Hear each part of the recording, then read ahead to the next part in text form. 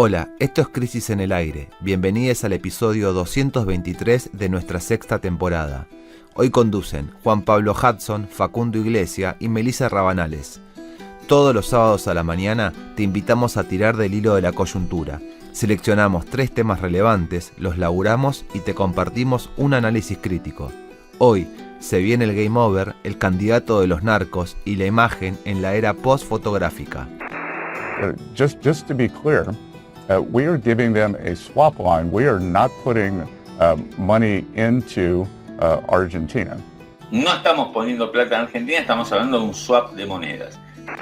Sigue en el uso de la palabra la diputada Ripoll. Gracias, señor presidente. Bueno, hay que decirle porque es una formalidad. Porque la verdad que lo que le quería preguntar es, después de toda la denuncia que hay, y después de habernos dicho, zurditos van a correr, usted ya corrió con la moto. Y además nos dijo, cárcel o bala. Entonces ahora le puedo preguntar, ¿cuál elige?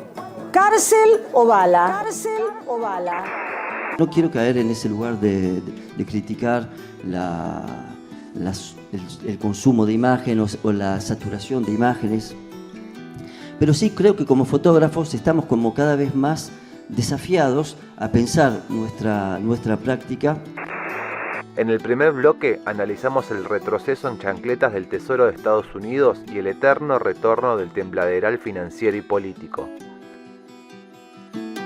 La semana pasada abrimos este podcast con el histórico salvataje anunciado por Estados Unidos de un Javier Milei arrodillado frente al mercado financiero y grogui por una avalancha de derrotas políticas. Parecía que ese salvavidas le iba a permitir a los libertarios llegar hasta las elecciones del 26 de octubre más o menos tranqui. Pero esa repentina calma duró poquito, la nada misma. El panorama macroeconómico volvió a tensarse muy feo y la ultraderecha se sigue derrumbando, agoniza, con sus internas desatadas, oscurísimos casos de corrupción y palizas parlamentarias en su contra. Tal es así que durante estos días volvió con fuerza el rumor de una asamblea legislativa, es decir, el escenario de un game over. El primer bloque de Crisis en el Aire hoy estará dedicado a desentrañar los motivos por los que la supuesta jugada maestra, pergeñada entre gallos y medianoche por los gobiernos yanquis y argentino, ya no es la tierra prometida. Necesitamos entender cuál es el alcance real del apoyo de Estados Unidos. Venimos insistiendo con que este descalabro tiene 2 salidas posibles. Un takeover, es decir, un desembarco de fuerzas externas, como el gobierno de Estados Unidos, que tomen el control del gobierno con la posibilidad real de convertirnos en una colonia, o que la administración liderada por los hermanos Milei directamente colapse. Recordemos que el lunes de la semana pasada, antes de la apertura de los mercados, Scott Bessent, secretario del Tesoro, escribió que harían todo lo que hiciera falta para recuperar la estabilidad financiera de Argentina. Esto incluiría desde un swap de $20.000 millones, compra de bonos de la deuda y un crédito a través del Fondo de Estabilización del Tesoro. Este jueves, sin embargo, Bessent retrocedió en chancletas y tuiteó lo siguiente: solo para que quede claro, les estamos dando un swap, no estamos poniendo dinero en la Argentina. Es así, Juan. En Estados Unidos se armó una fuerte controversia a raíz del anuncio de apoyo integral e incondicional hacia Argentina en un contexto crítico del gobierno de Trump. Los que primero pusieron un grito en el cielo fueron los chacareros gringos, denunciando que Milei y Caputo habían arreglado con las grandes cerealeras para que le pongan $7.000 millones en concepto de futuras ventas de granos, con un costo fiscal de 1.500 millones. Hay plata, parece que dijeron. Fue la propia Brooke Rollins, secretaria de Agricultura, quien hizo llegar esta bronca de los farmers a Bessent y a Trump. De allí la velocidad con la que el secretario del Tesoro se puso la banda presidencial celeste y blanca, en un episodio humillante, y anunció que estaba trabajando para poner el fin a las retenciones cero en Argentina. Había que calmar a los chacareros locales. Y el gobierno de Milei acató el miércoles cerrando el grifo fiscal, lo que relevó el enorme negociado que lograron las exportadoras, que perjudicó a los productores que ya habían vendido sus granos pagando las retenciones. Pero también hubo un comunicado de un grupo de senadores demócratas exigiendo a Trump que no avanzara con el rescate de Milei. Así lo formulaban, y abro comillas: nos dirigimos a usted con profunda preocupación por su plan de enviar un rescate de $20.000 millones, financiado por los contribuyentes estadounidenses, a la Argentina apenas unos días después de que ese país tomara medidas que perjudican a los agricultores norteamericanos. La tensión fue en crecimiento hasta llegar a una entrevista de Bessent, que esta vez generó mucho ruido en los mercados porque redujo la posibilidad de la ayuda a una única herramienta, el swap, que antes había dicho que sería de $20.000 millones. Por eso, la subida del riesgo país y los vaivienes críticos del valor de las acciones argentinas. Ahora, Caputo y su banda viajan a pedirle la escupidera a Bessent. Se ilusionan con que también compren bonos de la deuda. Bueno, le preguntamos a Gonzalo Finles, economista y conductor del podcast Decimos Cosas junto a Can Devoto, que nos compartiera su lectura del momento económico actual y esto nos dijo. El plan financiero económico de Caputo está terminado.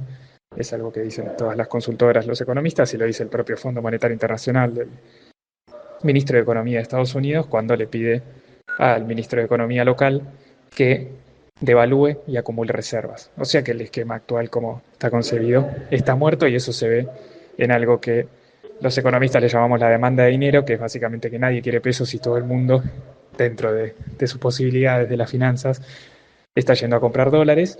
Y el gobierno lo único que está haciendo es tratando de apaciguar un poco la demanda de dólares con algunas restricciones nuevas que fueron apareciendo en la semana, y por otro lado intentando aumentar la oferta de dólares para tratar de frenar la suba del tipo de cambio con lo que fueron las medidas de las retenciones cero, que duraron algunas horas, y ahora un nuevo rescate de los Estados Unidos. Pero todo el mundo sabe que el plan está terminado y que el día después de las elecciones esto va a ser modificado. La pregunta es, ¿de qué forma el gobierno podría modificar este esquema? Es decir, ¿cómo podría devaluar y acumular reservas sin poder político? Por eso el resultado de las elecciones va a ser importante. La cantidad de problemas que tienen son muy grandes. Eso en los mercados se conoce como falta de credibilidad, como un eufemismo, pero es básicamente la incapacidad política que tiene el actual equipo económico para ponerle un techo al dólar. Ahora, en el pasado, Caputo lograba sostener la demanda de pesos en la economía argentina a través de lo que se conoce como la bicicleta financiera, el carry trade, que es básicamente un esquema Ponzi en el cual el gobierno, el Tesoro, con Caputo, le ofrece a los inversores, a los bancos, al sistema financiero local, quedarse en pesos a través de las LECAPs, un bono de corto plazo que paga una tasa de interés que hoy es del doble o hasta el triple de la inflación mensual y que supera por bastante las expectativas de devaluación. Por lo tanto, le ofreció una ganancia muy jugosa a estos inversores. ¿Por qué se rompió? Porque siempre está la expectativa en Argentina de que en algún momento el dólar suba lo suficiente como para borrar esas ganancias en pesos, incluso terminar perdiendo plata si uno lo mide en términos de moneda dura, de divisa estadounidense. ¿Por qué se rompe? Porque básicamente Caputo se queda sin dólares en las reservas del Banco Central, por eso los organismos internacionales le piden que vuelva a acumular, es decir, se queda sin respaldo para defender el valor del peso en el estado actual o en el techo de la banda de acá futuro, pongámosle 1.450, 1.500 en pesos por dólar. Entonces, al quedarse sin un reaseguro de decir a los inversores que cuando quieran salir de esa inversión en pesos y comprar dólares, los dólares van a estar ahí, ahora todos los inversores ven que tal vez cuando vendan sus posiciones en pesos y quieran comprar dólares, los dólares no estén. Eso genera un efecto portadose en el cual lo que estamos viendo es que cada día que pasa, los bancos, las entidades financieras, las empresas, sobre todo las grandes, rescatan sus fondos de inversión que están invertidos en LECAPs, en estos instrumentos en pesos, y van directamente a comprar dólares. Por eso, ese esquema Ponzi se está rompiendo. Bueno, pero mientras en Estados Unidos el supuesto rescate de Bessent sigue generando revuelo, acá los tweets y anuncios del amigo Scott solo le echaron leña al fuego. Es que si bien tras el anuncio original la semana pasada, como explicaban ustedes, hubo cierta calma en los mercados, el hecho de que solamente haya reuniones, de que solamente haya tweets y no haya dólares, acrecienta la incertidumbre. Así lo ponía un economista, Alejandro Kovalchuk, en Twitter. Decía, todo bien con el tweet de Bessent, pero ya me está haciendo acordar a ese mozo que vuelve 3 o 4 veces a la mesa a preguntarte qué habías pedido para comer. Dólares pedimos, dólares. La cosa es que como no llegan esos dólares, el Tesoro está vendiendo los que consiguió de las exportadoras con estas retenciones cero para contener el tipo de cambio, que el lunes abrió a 1.380 y hoy está en 1.450. Esas ventas, las del Tesoro, no son informadas diariamente y hay mucha variación entre las estimaciones del mercado. Hay días en los que se dice, bueno, se vendieron entre 350 y 500 millones de dólares, otros días es un poco menos. Habrá que ver después, cuando finalmente se comuniquen estos números, de cuánto fue esta quema de reservas. Pero bueno, la idea es evitar que el dólar llegue al techo de la banda, que hoy está en 1.482 con 19 centavos, y que el Banco Central tenga que salir a desprenderse de sus reservas, como sucedió hace 2 semanas en el pico del pánico. Mientras, como decían, los bonos siguen desplomándose y el riesgo país está ya por encima de los 1.200 puntos básicos. Además de estas ventas, para contener la sangría, el gobierno instaló una serie de mini cepos. 18 de septiembre impone una restricción cruzada para ejecutivos de entidades financieras que evitaría que embolsaran la diferencia, es decir, el rulo entre el MEP y el oficial. O sea, vos si comprabas MEP tenías que esperar 90 días para comprar o vender en el oficial. Y lo mismo al revés. El 26 de septiembre esa restricción cruzada se amplía para todas las personas humanas. Y el 30 de septiembre, es decir, este martes, se impide a las billeteras virtuales vender dólar oficial. Es decir, los usuarios de Mercado Pago, Cocos Capital, Igualá, no es publicidad, ya no pueden comprar en el mercado único y libre de cambios. De ahí salían, se estima, el 30% de las compras de dólares de personas humanas de estos últimos días. Muchísimo. Sí, y el Central, cuando hablabas, te insistían en que nunca en realidad estuvieron autorizadas las billeteras a vender dólar oficial, sino que lo hacían a través de un banco intermediario. Entonces lo que hicieron fue solamente aclarar una medida que ya existía, es decir, que no se tomó ninguna medida, eso te decían cuando consultabas. El tema es que realmente en el medio de una corrida cambiaria tomar una decisión así fue visto con suspicacia por los mercados, ¿no? Bueno, 3 minicepos nuevos y para peor, el gobierno también se puso en modo venta de las joyas de la abuela para sacar dólares de cualquier lado y se concretó algo que estaba ya autorizado en la ley bases y que ya se venía rumoreando y estaba confirmado, que es la privatización del 44% de Nucleoeléctrica Argentina, que es la empresa estatal que controla las 3 centrales nucleares del país. Esto se publicó en el boletín oficial. Habrá que ver si hay comprador. Yo estuve hablando con fuentes del sector nuclear y lo que te dicen es que lo que suena en el sector es un tradicional, muy tradicional grupo empresarial argentino que estaría interesado en adquirir este porcentaje de NASA. Habrá que ver qué sucede con eso. Bueno, en el medio de todo este tembladeral, le pedimos a Miguel Pese, economista y expresidente del Banco Central, que nos cuente por qué está pasando esto, qué hay de fondo, y este es el audio que nos mandó. La circunstancia que está viviendo el sistema financiero hoy en la Argentina se debe en principio a la restricción externa que tiene nuestro país. Los macroeconomistas dividen las dificultades que se presentan en un país en la brecha de producto, la brecha fiscal y la brecha externa. El gobierno a lo único que le ha prestado atención ha sido a la brecha fiscal. El desconocimiento de la brecha externa a lo que está llevando es a que se relajaran restricciones del mercado cambiario que permitían poner bajo control la demanda financiera de dólares.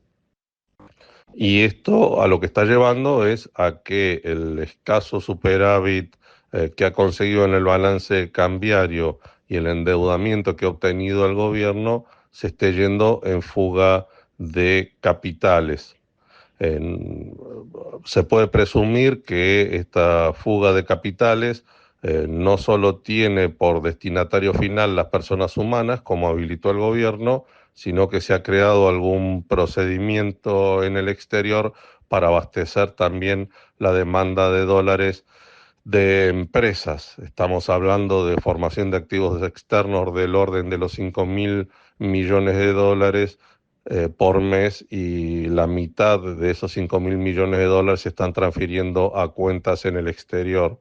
Y las restricciones que ha establecido el gobierno, como impedir que las personas que son dueñas de banco o gerentes de banco puedan acceder al mercado cambiario para formar activos externos, da la idea de que el gobierno tiene también el diagnóstico de que este dinero no solo está yendo a las personas humanas, sino también a las empresas. Para que tengamos alguna dimensión de este problema, en depósitos totales en el sistema financiero hay alrededor de 130.000 millones de dólares, casi 100.000 millones de pesos, 130 billones de pesos, 130 millones de depósitos de pesos en depósitos en el sistema financiero. De ellos 100 millones de millones son del sector privado, de los cuales la mitad, aproximadamente la mitad, están en plazo fijo y la otra mitad están en cuentas a la vista. Así que la potencialidad de dolarización es muy alta. Hay que tener presente que en esto no estamos teniendo en cuenta las inversiones de los fondos comunes de inversión en instrumentos que no sean también plazos fijos o los bonos del gobierno, que también podrían convertirse en el mercado de capitales en pesos y presionar la fuga de capitales. Bueno, escuchábamos este análisis muy preciso y pormenorizado de Miguel Peche, pero el tembladeral financiero y el cementerio económico en el que está envuelto la Argentina y padecemos todos, lejos están de ser los únicos problemas graves que tienen los ultralibertarios, porque también se profundiza el tembladeral político y no es un juego de palabras. En el próximo bloque vamos a abordar con mucha información la impresionante denuncia judicial que se inició el domingo pasado a través de los medios de comunicación, pero que siguió por distintos lados, sobre el financiamiento narco recibido por el diputado Spert. Sin embargo, hay más quilombos para el oficialismo. Este jueves por la tarde el Senado confirmó el rechazo a los vetos presidenciales contra la ley de emergencia pediátrica, conocida como Ley Garrahan, y contra la ley de mejora del presupuesto universitario. Ustedes recordarán la multitudinaria y festiva concentración que acompañó el voto mayoritario de los diputados contra esos vetos infames hace, creo que 15 días más o menos. Bueno, ahora el rechazo quedó firme tras una verdadera paliza en la Cámara de Senadores. Solo votaron a favor de mantener los vetos de ambas leyes los senadores oficialistas y 2 del PRO, lo cual es toda una imagen política, una gran fotografía, y hubo algunas abstenciones radicales que siempre dan su nota. Ahora queda pendiente la pregunta sobre si el gobierno va a acatar la decisión del Parlamento. Tenemos un preocupante antecedente que está muy fresco, que pasó demasiado desapercibido la semana pasada en medio de la avanzada yanqui, y es la decisión que tomó el Ejecutivo de no aplicar la ley de discapacidad. Es decir, promulgó la ley, pero en el decreto de esa promulgación anunció que quedaba en suspenso hasta tanto el Congreso indicara de dónde saldrán las partidas presupuestarias. Una verdadera locura. Para ello se amparó en la ley 24.629, que establece, abro comillas, que toda ley que autorice o disponga gastos deberá prever en forma expresa el financiamiento de los mismos. Veremos si hace lo mismo, si opera de la misma manera con estas 2 nuevas leyes. Esto, a lo que se le está prestando poca atención, es una muestra acotada de un posible quiebre por parte de los libertarios del orden constitucional si la cosa realmente se termina de desmadrar. Ojo con esto. Lo que es seguro es que nunca son gratis este tipo de avasallamientos. Ahora la Suprema Corte de Justicia mira para un costado, pero el costo social, político y judicial va a llegar en un momento en el que justamente la ultraderecha se muestra con muchísima debilidad. La cuenta en algún momento llega. Bueno, salgamos ahora del AMBA y vamos hacia Chubut, porque este lunes hubo un nuevo encuentro de los gobernadores que tienen una alianza llamada Provincias Unidas. Hablamos de los primeros mandatarios de Chubut, Santa Cruz, Santa Fe, Córdoba, Corrientes y Jujuy. Es un grupo relevante porque representan a las zonas mineras y a las zonas núcleo. Habló el Gringo Schiaretti, el exgobernador de Córdoba y actual candidato a diputado nacional, y también habló Maximiliano Puyaro, gobernador de Santa Fe. todos con críticas muy fuertes contra Milei, aunque siempre diferenciándose del kirchnerismo. Bueno, estos gobernadores, sobre todo Puyaro y Schiaretti, sus senadores, no apoyaron un pedido en el Senado para prevenir la privatización de Nucleoeléctrica esta semana. Así que sí, tienen algunas críticas a Milei, pero también votan algunas de sus leyes y votan de forma bastante libertaria a veces. Y así lo hicieron durante casi todo lo que va de mandato de Milei. Claro, y bueno, y además Nacho Torres, gobernador de Chubut, quien oficiaba ahí de anfitrión, cerró con un discurso muy duro también. Es un dirigente que ha ido y venido en su vínculo con la ultraderecha. Son de esos gobernadores que pudieron ser aliados naturales, pero bueno, los hermanos Milei no se mostraron muy interesados, ¿no? Torres dijo, y abro comillas, los pueblos del interior producen divisas con esfuerzo y sacrificio, y están cansados de que esas riquezas se dilapiden en Buenos Aires. Y en el pasaje más picante hizo un resumen perfecto. Asumimos en una situación muy compleja y en ese momento el presidente de la nación no había pasado distintas situaciones como el caso Libra, el caso Andís. Hoy a Milei se le anima hasta el cafetero de un consejo deliberante. En ese momento Milei tenía un 80% de imagen positiva, era violenta, nos trataba de degenerados fiscales, se reía con sorna de nuestras fiestas populares. Eso fue lo que dijo. Bueno, y está claro que estos gobernadores de centro derecha están en modo campaña. Pero a su vez, bueno, huelen sangre, ¿no? Sabe que la ultraderecha tambalea y entonces puede abrirse a su oportunidad. El próximo encuentro de este grupo sería el 9 de octubre en Jujuy, territorio conducido por Carlos Sadir. Bueno, sigamos. Si el gobierno pierde por goleada y se le animan todos, es también porque sus internas nunca se aplacaron. Las mesas políticas que armaron luego de la paliza electoral en la provincia de Buenos Aires no se las creyó nadie. Fueron realmente puro humo. Una fuente ultralibertaria de muy arriba nos confirma que la cosa está descontrolada y que puertas adentro se labura ya con la hipótesis cierta de que no se va a poder parar el crack. En este escenario la pregunta es ¿qué pasa con Karina Milei y Santiago Caputo, los líderes de las dos facciones que se vienen revoleando carpetazos desde ya hace meses? Caputo parece haber perdido la magia que se atribuía para resolver todo, como ya vimos que pasó con otros supuestos magos, como lo fue Marcos Peña, por ejemplo. Y la hermana presidencial mantiene su poder, pero quedó demasiado dañada luego de las denuncias de corrupción en la Andís y bueno, ese cantado 3%. Le preguntamos a Pedro Lacour, periodista de Diario AR y amigo querido de la revista, conocedor a fondo de los ultralibertarios, que nos contara en qué momento está esa interna y nos dijo lo siguiente. Algo se quebró en la mesa chica libertaria en los últimos meses. Santiago Caputo, el influyente asesor presidencial de Javier Milei, se ha fortalecido esta etapa de la campaña, aunque su futuro después del 26 de octubre es incierto. En la Casa Rosada aseguran que el acuerdo con Donald Trump llevó su sello. Sin embargo, desde el ala de los Menem, referenciados en la figura de Karina Milei, lo niegan. Más allá de esos contrapuntos, la cercanía concreta de Caputo con el empresario Leonardo Scaturice fue realmente clave a la hora de terminar de tender los puentes entre el gobierno argentino y los republicanos. Producto de ese vínculo, el lobista y estratega de Trump, Barry Bennett, socio de Scaturice en una de sus empresas, también se reunió con Milei el jueves 18 de septiembre en la Quinta de Olivos, lo que significó una instancia fundamental para finalmente lograr el gesto de Scott Bessent que calmó provisoriamente a los mercados. El reencuentro entre Javier Milei y Mauricio Macri también puede ser leído como otro factor de discordia puertas adentro del Triángulo de Hierro.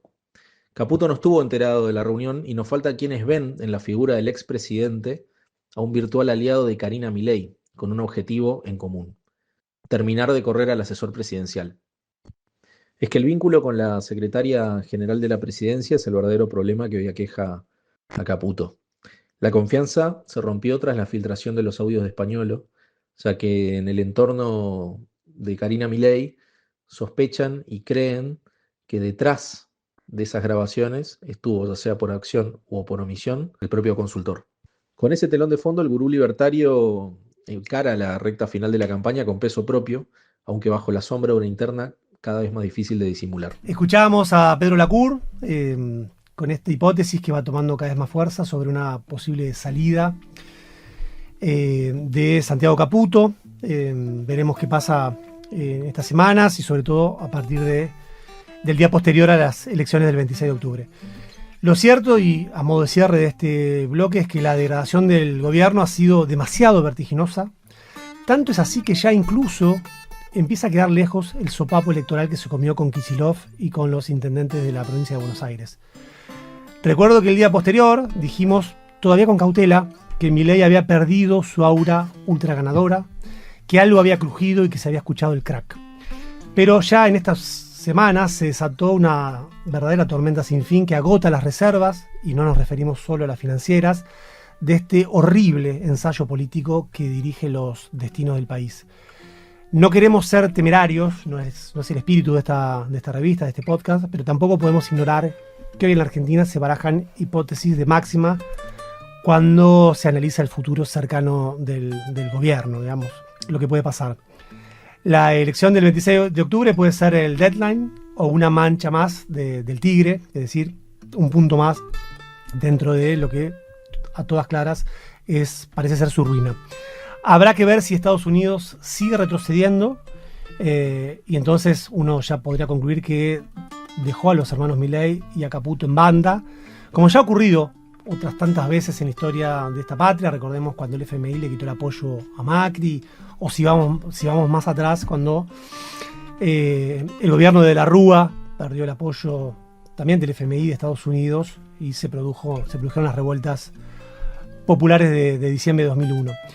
El trumpismo está en su propio laberinto y si bien necesita un enclave colonial, ya ha dado muestras de prometer y no cumplir, de ir y volver, como suele pasar, digamos, con estos gobiernos de ultraderecha. Sin embargo, y con esto ahora sí cerramos, la historia de nuestro país también muestra que los finales radicalizados de ciclos políticos se juegan fundamentalmente en las calles. Confiemos en nosotros, compañeros, que allí estaremos.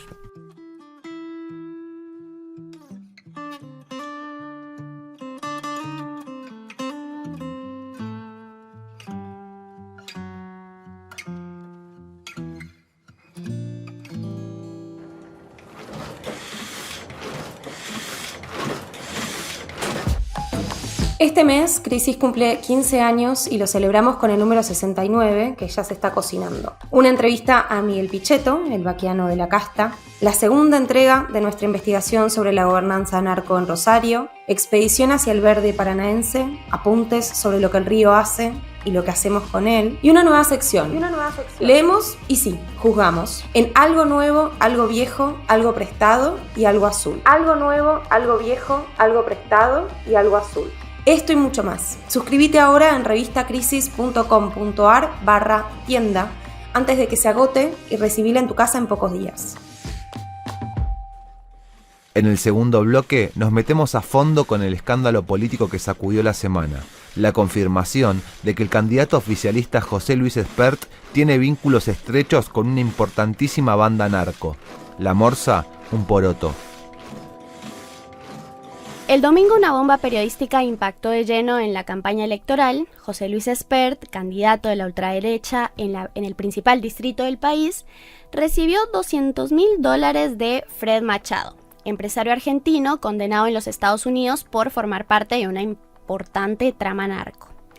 Ya sabíamos que el economista ultraliberal había utilizado un avión privado y una camioneta blindada supuestamente prestada por Machado.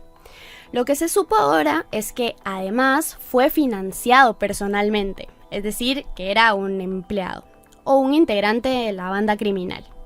En el segundo bloque de hoy resumimos lo más importante de este novelón narcolibertario y evaluamos sus consecuencias políticas. Bien, la saga comenzó formalmente el 19 de abril de 2019 cuando el por entonces economista mediático viajó a Viedma para presentar su libro La Sociedad Cómplice. Gracias a Fred Machado por el excelente vuelo que hemos tenido, dijo Espert al abrir el evento. En las imágenes que pueden verse en las redes se advierte la presencia en el público de Fred Machado y de Claudio Alberto Lechuga Sicarelli, primo hermano del próspero empresario. Los dos oriundos de la capital de Río Negro. Según el relato oficial del candidato de ultraderecha, Machado se le acercó y le ofreció el avión privado porque estaba fascinado con sus bellas ideas liberales. Lo cierto es que luego de este encuentro, Espert lanzó su primera candidatura política a presidente de la nación. Y ayer jueves nos enteramos, gracias a un artículo publicado por el diario Clarín, que durante aquella campaña electoral, Espert utilizó por lo menos 35 veces el avión narco para trasladarse por todo el país, y que al menos en 5 de sus vuelos, Fred Machado lo acompañó. Así es, Meli. Además de la avioneta, se sabía que Machado le había prestado a Espert también una camioneta blindada para moverse en la campaña. Esa camioneta era propiedad del primo Sicarelli, conocido empresario con fuertes vínculos en el oficialismo rionegrino de Beretilnec, que le valieron numerosas concesiones mineras. Esta semana surgió otro elemento que confirma que Machado era algo más que un empresario generoso. Este dato lo aportó el periodista Marcelo Longobardi. Dijo que en 2019 la responsable de prensa de la campaña de Espert lo llamó a él para proponerle una reunión con Machado en la que el empresario le iba a proponer la candidatura a ser vice de Espert. O sea, este supuesto narco era casi un estratega del proyecto político de José Luis Espert. Luego se supo también que esta oferta para ser vice circuló de forma bastante amplia, incluso a Cormillot se lo ofrecieron. Pero bueno, vayamos al dato clave que provocó que el escándalo volara por los aires. En enero de 2020, una empresa a nombre de la socia de Machado en Estados Unidos, Debra Mercer Erwin, le transfirió a Espert 200 lucas verdes. Hay que decir que esta mujer, Mercer Erwin, fue condenada por fraude, conspiración para traficar drogas ilícitas y lavado de dinero, los mismos crímenes de los cuales está acusado Machado y por los cuales está procesado. La diferencia es que ella está cumpliendo la pena ya en el país de Trump, mientras que su socio argentino está en Viedma, porque la Corte Suprema de este país de Argentina, digamos, está hace 3 años frisando la extradición que ya está pedida. El punto es que dicha transferencia demuestra algo sorprendente. No fue solo un apoyo de campaña, sino que hay o hubo una relación de dependencia o de sociedad entre el candidato libertario y la empresa narco. Bueno, esta revelación fue la que sacudió todo este pasado domingo que salió en el diario AR. Le pedimos al coordinador del equipo de abogados de Argentina Humana, Nicolás Rechanik, que nos cuente qué significa este hallazgo que aportaron y nos envió el siguiente audio. Bueno, ahí lo importante y la novedad es la aparición de un asiento contable homologado por la justicia norteamericana, porque es parte de la sentencia por la cual fue condenada la contadora de Fred Machado de 16 años, donde se deja constancia de la transferencia en febrero de 2020, cuando ya había terminado la campaña presidencial, de $200.000 a José Luis Espert, al candidato de la Libertad Avanza, José Luis Espert. Esto no solamente reafirma lo que ya venimos diciendo hace mucho tiempo, que los vínculos de Espert con el narcotráfico son realmente claros y más que promiscuos, sino que demuestra un rol activo, por lo menos. La Fiscalía norteamericana habla de cómplice, la justicia argentina tendrá que determinar cuál es el rol, pero activo en una organización narcocriminal de ribetes globales por parte de Espert, donde habría recibido al menos $200.000 y una evolución patrimonial desde que Espert conoce a Fred Machado en adelante, que es completamente inexplicable en lo que declara ante la Oficina Anticorrupción. Ni queremos hablar de lo que no declara, porque no lo sabemos, pero realmente estamos ante una situación muy grave de financiamiento de la política por parte del narcotráfico, de financiamiento del candidato de los principales partidos, se llama el partido de gobierno, por parte del narcotraficante más peligroso que hay en la Argentina, preso en este momento, y que además desnuda una serie de complicidades con ciertos andamiajes de la Corte Suprema de Justicia que son más que preocupantes. Bien, esta información se conoció el lunes y desde entonces casi no se habla de otra cosa. Detengámonos ahora un momento en quiénes son Machado y Mercer Erwin, es decir, cómo forjaron su poder económico. Vamos a resumirlo muchísimo. Básicamente tenían una flota importante de aviones y avionetas en Estados Unidos.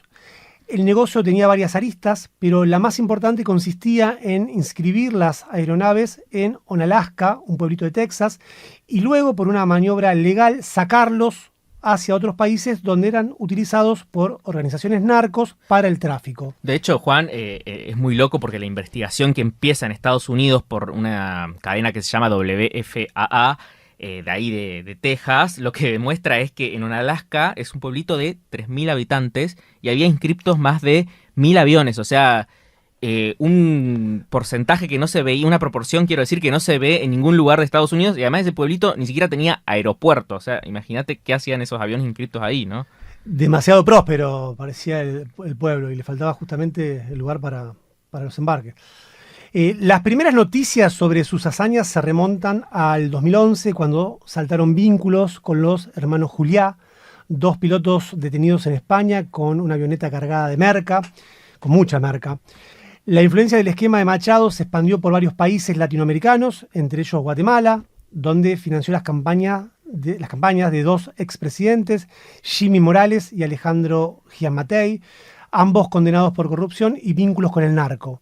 Allí se publicaron varias investigaciones y uno de los periodistas que reconstruyó la trama de Fred Machado en Centroamérica fue Pavel Vega, con quien estuvimos conversando. Él nos aportó un audio que vamos a escuchar ahora y que cuenta bien cuál es la función de esta banda en el negocio criminal. Federico Machado se ha configurado a partir de las décadas, alrededor de todos estos procesos políticos, como uno de esos personajes que se vincula o se tiene que vincular con la política de distintos países, de distintas regiones, para favorecer los negocios del narcotráfico, pero sobre todo para favorecer el lavado de dinero del narcotráfico. Creo que esta es una figura clave dentro de las estructuras criminales, o sea, más allá de Federico Machado, es una pieza clave de las estructuras criminales, porque es a partir de esta configuración de corporaciones empresariales que el narcotráfico puede sobrevivir y puede financiar otro tipo de beneficios para este círculo vicioso de su funcionamiento. Y por supuesto que para gestionar estos negocios de fachada o negocios para blanquear el dinero, pues se necesita de la articulación con políticos con influencia. Y qué mejor que los mismos presidentes de los países más vulnerables, como por ejemplo de Centroamérica, ¿verdad? Plagados por corrupción y con fronteras porosas por esa misma impunidad desde el sistema de justicia. Entonces creo que es una figura que trasciende la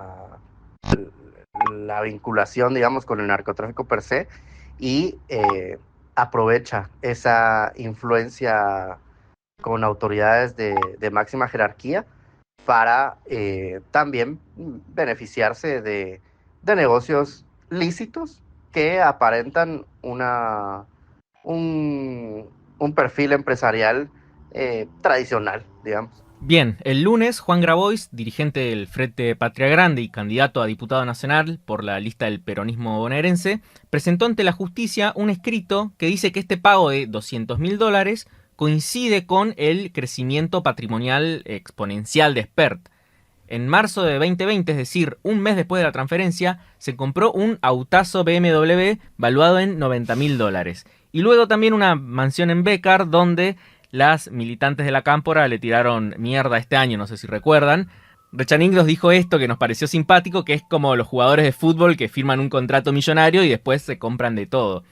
En fin, durante un par de días, José Luis Spert se borró de la esfera pública, estando en plena campaña electoral, siendo el cabeza de lista, pero el miércoles apareció en la Cámara de Diputados, donde lo repudió la mayoría del espectro político. Esa misma noche fue un programa de televisión y lo entrevistó uno de los periodistas más sumisos del oficialismo. Le preguntaron varias veces por la transferencia, la pregunta era concretísima: ¿recibiste $200.000 de Fred Machado? Y no pudo decir que no. solamente decía: no me voy a prestar al juego de Grabois. Era increíble, se lo preguntaron al menos 10 veces. Al día siguiente sale un artículo en el diario de La Nación firmado por Hugo Alconada Mon y Paz Rodríguez Niel, que da a conocer que ese registro bancario, que da a conocer que eso que era una planilla de Excel que aparecía en la denuncia original, esa transferencia de $200.000, aparece el registro bancario ya del Bank of America. O sea, termina de probar que esto que se conoció originalmente era cierto. Finalmente, bueno, con las pruebas así acumuladas, a la noche Spert graba un mensaje donde reconoce haber recibido pagos, así en plural, lo que anticipa quizá otros descubrimientos, pero dice, yo no recibí pagos de Fred Machado, pero sí de una empresa de Fred Machado, que es básicamente lo mismo. Esa empresa se llama, es una empresa minera que se llama Minas del Pueblo y que figura en la causa de Estados Unidos como parte del sistema de estafa piramidal del que está acusado Machado. O sea, a ver, en el descargo, Spert no solo se contradice con lo que había dicho antes. Él había dicho que había recibido dinero para la campaña, pero no personalmente, que lo había visto una vez, que no, o sea, como un montón de contradicciones. Pero también se contradice, pero también se hunde más que antes, porque ahora está directamente implicado en lo que es el esquema que armó Machado, ¿no? Bueno, le pedimos a uno de los periodistas que viene siguiendo el tema de cerca, Claudio Mardones, que acaba de cumplir 50 años, así que le mandamos un muy feliz cumple desde acá, que nos cuente cuál es el impacto que tiene este asunto, este escándalo en el oficialismo libertario. Escuchemos qué nos dijo. Primero viene la gran pregunta. ¿Qué parte omitió el gobierno o por qué no le avisaron a Spert o por qué no hubo una alerta temprana sobre una situación que muchos conocían y que podía estallar en la campaña? Y en ese contexto, bueno, recrudecen los que ya no lo querían Spert dentro del gobierno, la mala relación con Karina Milei, que posiblemente sea una de las más interesadas de que se corra, pero que debe estar midiendo los costos, y un Javier Milei que después de haberse peleado con José Luis Spert, exhumó esa relación cuando Milei llegó a la Casa Rosada. No solamente que lo integró nuevamente a la Libertad Avanza, sino que presionó a su propio bloque y le dio la orden para que fuera el presidente de la Comisión de Presupuesto y Hacienda, es decir, que fuera el tapón de todos los planteos de la oposición para conseguir mejoras presupuestarias durante estos años sin un presupuesto y con discrecionalidad del Ejecutivo. En ese contexto, Spert ahora queda mucho más debilitado porque su última explicación revela que tiene muchas dificultades para aclarar cuál es su relación con Fred Machado y que en todos los casos en donde toca o intenta alguna explicación la empeora, o también apuesta a que, bueno, o no se sepa lo que ya se sabe, y es que, por ejemplo, los negocios mineros de Machado son parte de la estructura de lavado que le adjudica a la justicia de los Estados Unidos y que es el mismo esquema que parece que busca reproducir en el sur en la Patagonia, especialmente a través de su mano derecha, a través de Claudio Lechuga Sicarelli. Pero lo más inquietante es la ausencia de alertas tempranas y la ausencia de un plan B para dar una explicación. Todas las explicaciones que ofrece Spert, empeoran la situación y muestran que en el fondo no tiene una línea argumental para salvarlo, o al menos para sostener la sobreactuación de redoblar la apuesta todo el tiempo. Bueno, podríamos seguir horas hablando de este escándalo tan suculento, pero tenemos que cerrar este bloque. Anotemos, sin embargo, algo importante. La ministra de Seguridad, Patricia Bullrich, supuestamente una cruzada contra los narcos, que además es primera candidata a senadora en la ciudad de Buenos Aires, le exigió a Spert públicamente en varias ocasiones que aclarara este entuerto, en lo que muchos leyeron como el comienzo de un despegue. La pregunta que retumbó por todos lados, y yo creo que sigue retumbando, es si Spert seguiría siendo candidato o se bajaba para no perjudicar a la Libertad Avanza. En su presentación del jueves a la noche, el candidato narco aseguró que no iba a renunciar, e inmediatamente el presidente Milei ratificó su candidatura.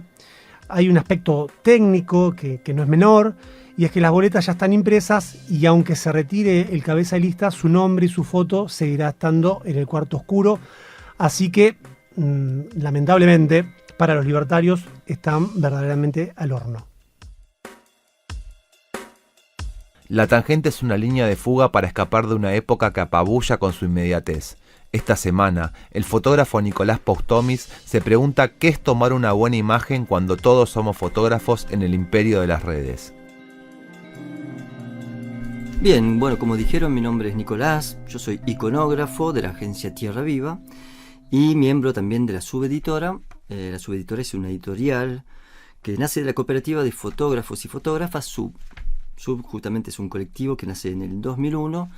Lo nombro ahora con mucho gusto porque está muy vinculado a esta queridísima Radio de la Tribu, un poco menos con el colectivo editorial Crisis, pero también bastante cercano. Tuvimos la oportunidad de trabajar juntos en otras oportunidades y en este caso me toca agarrar el micrófono justamente para hablar de fotografía y más precisamente de fotografía documental. Desde el colectivo La Tribu me pidieron armar un decálogo sobre una conversación sobre la fotografía documental y entonces pasaré un poquito a hablarle de ese artículo. En este caso sería muy complejo, largo, quizás aburrido también, retomar ese decálogo, ¿no? El panorama de la fotografía actual es tan volátil, tan cambiante, inestable también, ¿no? Entonces la vigencia de ese decálogo sería muy corta, pero por suerte la fotografía siempre está como en una permanente discusión, ¿no? Recordemos que la fotografía se adapta, siempre se adecua a las épocas y entonces no es extraño que hoy día también acompañe estos tiempos vertiginosos, fragmentados y bipolares, también se quiere, antagónicos también. Entonces hoy se debate algunos puntos, de todos modos, que me gustaría abordar de este decálogo. Son 10 núcleos ese decálogo, pero hay varios puntos que se cruzan y que se complementan, así que no va a ser necesario tomarlos uno por uno, pero los nombro así rápidamente: entre la saturación, la circulación de las imágenes, la calidad, la cantidad también de miradas, de temas, la participación y el protagonismo también actual de los fotógrafos y las fotógrafas y les fotógrafes en la batalla cultural. En fin, varios temas que, como decía, se entrecruzan y que nos permiten hoy tener un rico debate en torno al panorama y al paisaje visual, ¿no?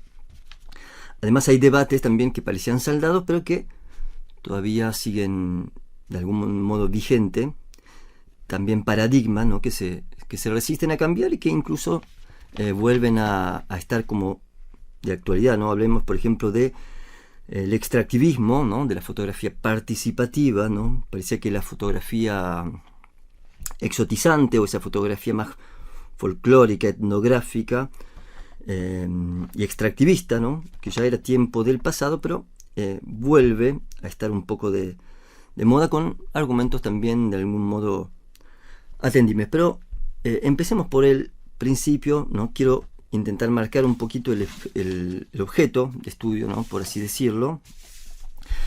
Y en el decálogo hablaba, para empezar, de la fotografía expandida, ¿no? Hoy hablamos de la fotografía documental, pero hoy también hablamos de la fotografía expandida. En ese término, la fotografía se expandió tanto, de hecho, que rebasó los límites, ¿no? Y hay como que pensar todo de nuevo: las narrativas, los lenguajes, los recursos, los géneros, los soportes, las maneras de hacer imágenes, incluso las razones para seguir tomando fotografía, ¿no? Como decía, la fotografía desde el principio juega a inventarse e reinventarse también a medida que pasa el tiempo y se adapta a esas épocas. Y la actual se caracteriza por una velocidad y un exceso, de alguna manera, una subjetividad también, cierto escepticismo, una dosis de narcisismo, de mimetismo también. Entre otros, son algunas de estas particularidades con las que deberíamos intentar analizar la fotografía documental actual. Pero antes A mí me gustaría hablar específicamente de la fotografía argentina y de este momento tan particular que estamos atravesando en la comunidad de los fotógrafos. Tiré esa palabra de extractivismo. Me parece interesante que de repente esos vocabularios que por ahí no eran propios a nuestra disciplina, de repente se vuelven a colar, ¿no? Recuerdo en particular un artículo de Cora Gamarní que salió en Lobo Suelto en el 2018, donde ella escribe también como un decálogo, eran creo que más bien 15 puntos para mirar una fotografía. Y hoy se debate si la fotografía efectivamente es un lenguaje, ¿no? Y cómo sería poder hablar ese idioma, cuáles serían los puntos para descodificar, para poder tener patrones que nos permitan justamente entender esa fotografía. Entonces hoy, más que mirar una fotografía, deberíamos pensar en leer una fotografía. Y justamente se habla de esa gramática particular, se habla de errores de ortografía, de sintaxis también.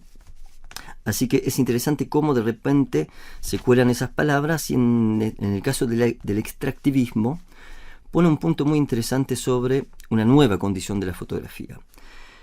Yo soy fotógrafo desde el año 2001 y en esa época practicábamos una fotografía en blanco y negro que requería para la práctica de ciertos conocimientos, incluso también de aparatos caros, las cámaras eran caras, había que tomar clases, entonces era una práctica de eruditos, si se quiere, o de personas que podían justamente conseguir esos conocimientos y conseguir también esas técnicas. Hoy día hablamos de la democratización de la herramienta y esa democratización se celebra en el sentido que justamente las comunidades ya no necesitan de fotógrafos externos para que vengan a representarlos, sino se pueden autorrepresentar. El extractivismo visual tiene que ver con eso, ¿no? Se hablaba de que la exotización justamente reforzaba ese concepto de otredad, ¿no? De una otredad sin identificación ni empatía. En general es lo que suele suceder, ¿no? Cuando un fotógrafo,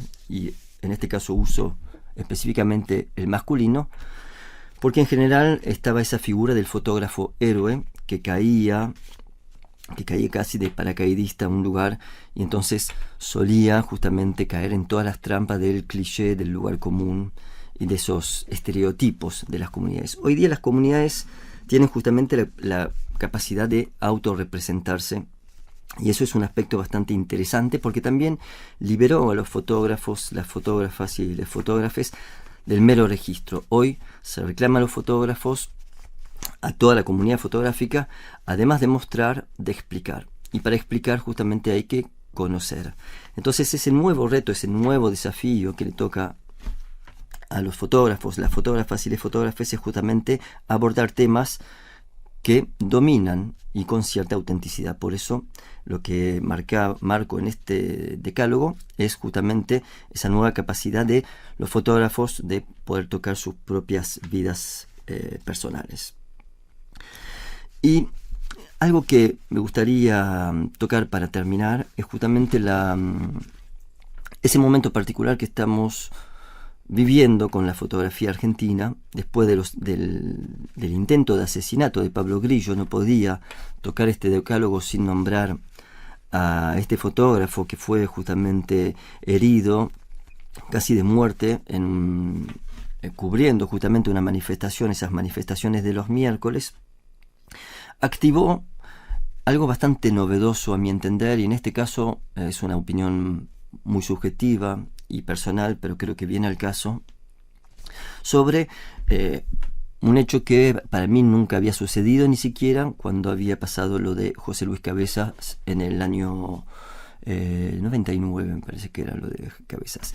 Y es justamente esa comunidad fotográfica que pasó de relatar los hechos, de testimoniar los hechos, de vivenciarlo, pero casi siempre desde un lugar analítico o de observador, a formar parte de estos hechos. Y entonces ahora, desde hace unos meses ya, vemos cómo la comunidad fotográfica se reúne, se organiza y se piensa como comunidad y empieza justamente a elaborar estrategias, a articular entre grupos diferentes para justamente pensarse dentro de ese escenario y pensarse como respuesta. Hay algo que decía al principio de una sociedad muy fragmentada y bipolar y antagónica, y en términos del presidente Javier Milei también, que tiene que ver con están conmigo o están en contra mío.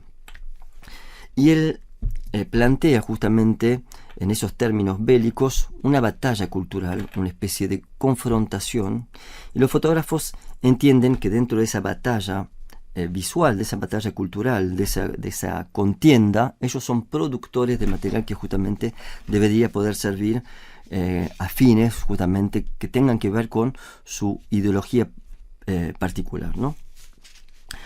Cuento esto porque hay algo justamente de lo que estamos pensando como comunidad, que las imágenes que estamos construyendo, cuál es el fin y cuál es realmente la funcionalidad de esas imágenes. Si me permiten, voy a justamente, para ser más preciso, leer una parte de ese decálogo donde dice: no hay espacio para términos medios en tiempos de conflictividad abierta. La represión es la espuma de un fenómeno que, lejos de ser inocente, tiene objetivos claros. El efecto de los gases lacrimógenos no se disipa en la calle y se extiende en la batalla simbólica que el oficialismo está dispuesto a librar en todos los planos. El partido oficialista no le teme al ridículo y la vulgaridad, porque sabe que su histrionismo atrae lo más bajo de cada uno. Dejamos de ser espectadores y nos convertimos en mirones o voyeuristas. Guy Debord anticipó esa visualidad en la sociedad del espectáculo cuando hablaba de lo obsceno y su poder de seducción, poner en escena lo grotesco, lo que no se debería mostrar. Ahí termino. Más allá de las fotografías que valientemente generan los reporteros gráficos cada día denunciando el atropello constante que sufre una gran parte de la sociedad argentina, la propuesta colectiva y solidaria frente al discurso de superación individual difundido por los libertarios, entre comillas, los libertarios liberales y sus seguidores, ya es una acción política subversiva de parte de la comunidad fotográfica. Esta reacción propositiva es aún más positiva teniendo en cuenta la grave precariedad en la que se encuentra el sector. Y tomé ese último punto como un símbolo justamente de la respuesta que podemos generar frente a los atropellos y a los ataques de los que sufrimos. En parte, nombro esa precariedad y cómo de repente hay una dicotomía con la circulación de las imágenes, ¿no? Y cómo la fotografía, en este tiempo de obsolescencia programada, ¿no? Las fotografías también son como un producto de consumo. Los fotógrafos caemos muy fácilmente en justamente buscar ese fotón, ¿no? Como ese atajo para buscar la foto que repercute en las redes sociales, y nos olvidamos justamente de que las imágenes por ahí son más poderosas las que no las que describen, sino las que dejan pensar, las que abren un interrogante. Entonces, para terminar, quería traer ese último punto, que es justamente que nuestro problema real en este momento no es que hay demasiadas fotografías, sino que todas parecen contar lo mismo. Y que como fotógrafo nuestro reto, nuestro desafío es ir a buscar esas historias que faltan contar. Esto fue Crisis en el Aire, un podcast de la revista Crisis, conducido por Juan Pablo Hudson, Facundo Iglesia y Melissa Rabanales. En la producción participaron Mario Santucho, Nicolás Perrupato y Natalia Gelós. La ilustración es de Brenda Greco. Yo soy Alejandro De Masi y edité el episodio, el cual se grabó en los estudios de FM La Tribu. Chau, hasta la próxima semana.